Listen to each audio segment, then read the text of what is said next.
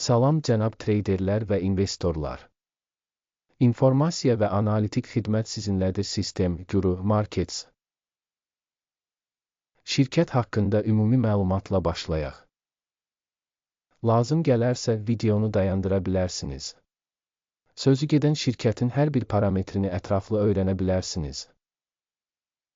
İndi biz korporasiyanın əsas göstəricilərinə baxacağıq. Microsoft Corporation ticker MSFT.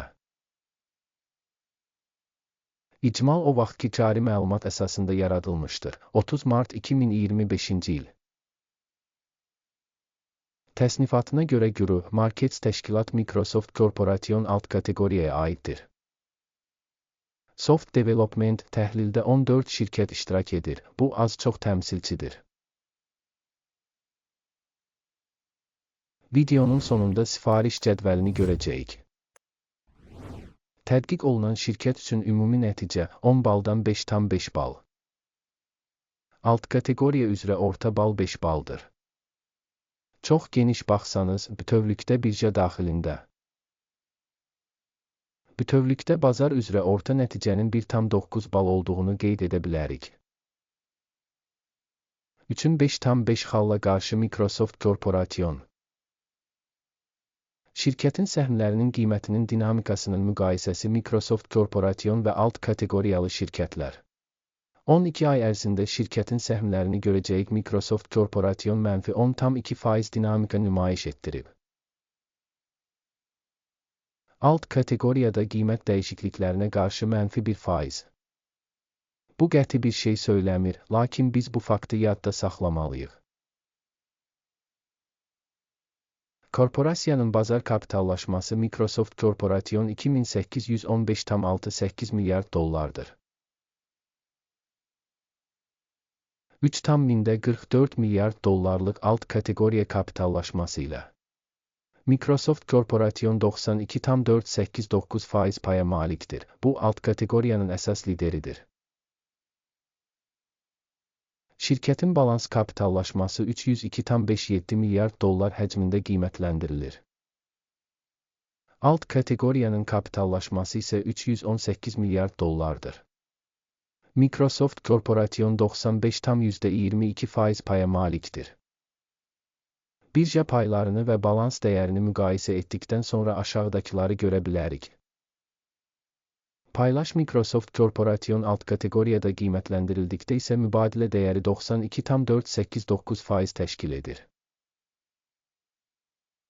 Balansın kapitallaşması 95,22% təşkil edir. Bu, bazar kapitallaşma payının 3% artması deməkdir. Alt kateqoriyada təşkilatın bazar və balans kapitallaşma payının qiymətləndirilməsi yaxşı, 1 bal. Tədqiq olunan şirkətin borc öhdəlikləri 102,863 milyard dollar təşkil edir. Kapitallaşmaya olan borc şirkətin kapitalının 34%-ni təşkil edir. Şirkətin maliyyə öhdəlikləri üzrə nəticə yaxşı, 1 bal. Şirkətin bazar dəyərinin mənfəətinə nisbəti 34-ə uyğundur. Alt kateqoriya üzrə orta göstərici 32-dir ki, bu da alt kateqoriya üzrə orta göstəricidən 5% aşağıdır. Alt kateqoriyadakı şirkətlərlə müqayisədə birja dəyərinin mənfəət göstəricilərinə görə qiymətləndirilməsi yaxşı, 1 bal. Son 12 ayda mənfəət 92,740 milyon dollar təşkil edib. Gələcək 12 ay üçün gələcək mənfəətin ilkin olaraq 108,116 milyon dollar olacağı gözlənilir. Bu, indikindən 16,6% çoxdur. Alt kateqoriyadakı şirkətlərlə müqayisədə proqnozlaşdırılan gələcək mənfəət göstəricisinin qiymətləndirilməsi yaxşı, 0,5 bal. Şirkətin gəlir balansına qiyməti 18-dir. Alt kateqoriya üzrə orta göstərici 10,7-dir ki, bu da alt kateqoriyadan 1% yüksəkdir. Alt kateqoriyadakı göstəricilərlə müqayisədə şirkətin bazar qiymətinin onun gəlirinə qiymətləndirilməsi dözümlü, 0 bal. Son 12 ayda gəlir 261,770 təşkil edib.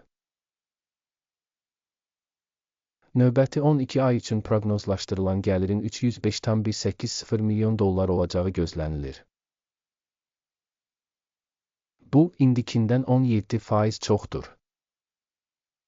Alt kateqoriyadakı göstəricilərlə müqayisədə təxmin edilən gələcək satış göstəricisinin qiymətləndirilməsi yaxşı 0,5 bal.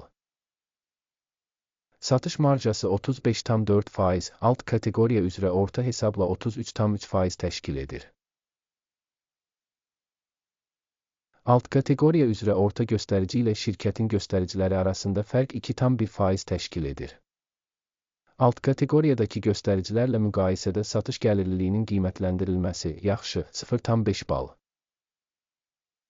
Alt kateqoriyada işçilərin sayına görə şirkətin payı 67,378% təşkil edir. Bu, bazar kapitallaşmasının payından 37% azdır.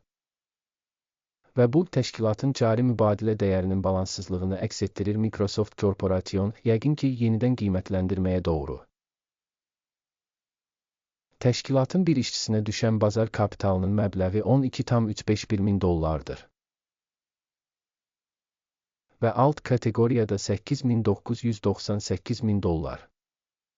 Alt kateqoriya üzrə orta göstərici ilə təşkilatın göstəriciləri arasında fərq 37,3% təşkil edir. Alt kateqoriyadakı göstəricilərlə müqayisədə bir işçiyə düşən bazar kapitalının miqdarının qiymətləndirilməsi dözümlü 0 bal. Şirkət işçisinə düşən mənfəətin məbləği $406,8 min.